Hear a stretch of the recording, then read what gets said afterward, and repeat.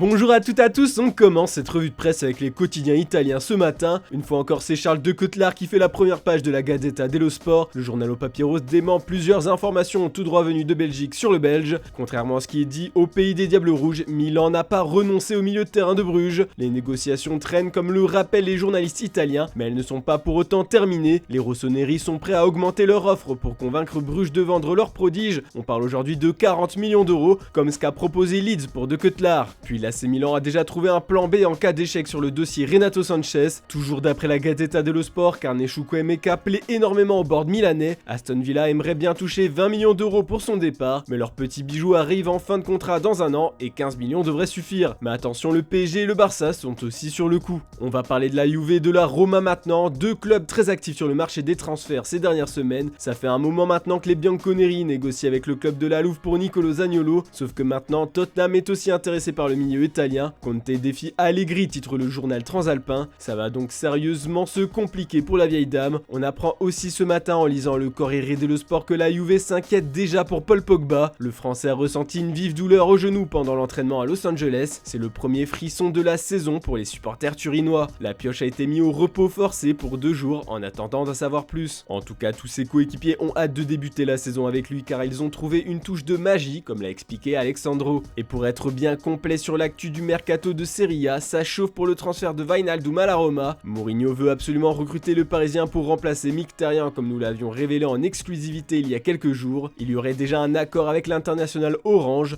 Wijnaldum devrait être prêté aux Romains. Le président du club de la Louve et le board parisien négocie encore en ce moment le partage de la prise en charge du salaire qui est de 9 millions d'euros par an. En parlant du PSG, ça coince toujours pour le transfert de Milan Skriniar. Les exigences de l'Inter sont jugées déraisonnables par les dirigeants parisiens pour un joueur à qui il reste un an de contrat d'après l'équipe. Les Interistes réclament 70 millions d'euros pour le défenseur. Paris continue d'y croire mais n'est à ce jour pas disposé à le signer tant que son prix ne baisse pas. Surtout que du côté des Lombards, on pense même à prolonger le Slovaque maintenant. Par contre, tout se passe pour le mieux en ce qui concerne Renato Sanchez. Le PSG espère boucler rapidement son transfert pour que le Portugais soit à la reprise de l'entraînement au camp des Loges en milieu de semaine. Allez, on part en Espagne maintenant. Le Classico disputé hier matin fait encore les gros titres au pays de la Rora. Pour rappel, le Barça a battu 1-0 le Real grâce à un but de Rafinha, mais on va plutôt s'intéresser au mercato. Comme on l'a vu dans la revue de presse d'hier, Barcelone est chaud pour rapatrier Lionel Messi. Ce sont les dernières déclarations de Joan Laporta qui a mis le feu aux poudres, et dernièrement c'est Xavi qui est sorti du silence, de quoi remettre de l'huile sur le brasier. Comme on peut le lire dans Sport, il aurait demandé la signature de Messi pour l'été 2023. Le coach espagnol considère que Messi est l'élément clé dans la reconstruction du Barça qu'il a entamé depuis son arrivée sur le banc du Camp Nou. Le quotidien précise que les Blaugrana s'activent en ce moment même sur cette idée soufflée par Xavi. Messi de son côté est concentré à 100% avec le Paris Saint-Germain cette saison. Les Parisiens pourraient rapidement réagir à cette rumeur. Enfin, le Barça est toujours prêt à recruter Jules Koundé. On va rentrer dans la dernière ligne droite de son transfert, nous explique Mundo Deportivo. Le club catalan et le FC Séville sont proches de trouver un accord pour le transfert du français. Les Blaugrana paieront 50 millions d'euros plus 10 millions d'euros de bonus pour leur cible prioritaire actuelle. Du côté de Madrid, c'est surtout le futur de Cristiano Ronaldo qui fait réagir. Hier, la presse anglaise a annoncé que Manchester United s'est préparé à le laisser partir en prêt. L'Atlético de Madrid serait le club le plus proche de le signer cet été. Ce matin, Marca a expliqué les raisons pour lesquelles la signature du Portugais est difficile. Entre autres, le quotidien donne les clés pour que l'Atlético arrive à le recruter. Tout d'abord, le salaire est pour le moins colossal, mais son impact commercial pourrait permettre d'équilibrer les comptes. Surtout qu'il est prêt à baisser ses émoluments actuels. Mais en vrai, ce qui coince, c'est son statut de légende au Real, et il est souvent allé au clash avec les supporters colchoneros. Forcément, trahir la Casablanca, ce serait terrible pour CR7. Direction l'Angleterre maintenant, Chelsea fait la une des tabloïds anglais. Les Blues se sont fait humilier hier contre Arsenal en finale de la Florida Cup 4-0. Ce résultat contre des rivaux a fait enrager Thomas Tuchel. Ce matin, le Daily Mirror catégorise la situation des Blues d'enfer avec un jeu de mots. En fait, malgré les arrivées de Raheem Sterling et Kalidou Koulibaly, Thomas Tuchel est déçu du mercato de Chelsea pour l'instant. Surtout que 5 stars sont encore susceptibles de partir, ce qui va encore plus les affaiblir. Comme on peut le voir dans les pages sport du Daily Star, le capitaine César Azpilicueta et le latéral gauche Marcos Alonso veulent tous deux rejoindre le FC Barcelone. L'ailier Hakim Ziyech est désireux d'aller à l'AC Milan, tandis que Timo Werner et Christian Pulisic ont clairement exprimé leur désir d'avoir plus de temps de jeu. Clairement, Thomas Tuchel s'inquiète pour le futur du club. Nous ne sommes pas prêts à défier City et Liverpool, a déclaré le coach allemand en conférence de presse. Voilà, c'est tout pour ce lundi. Comme d'habitude, on se retrouve demain matin pour une nouvelle revue de presse.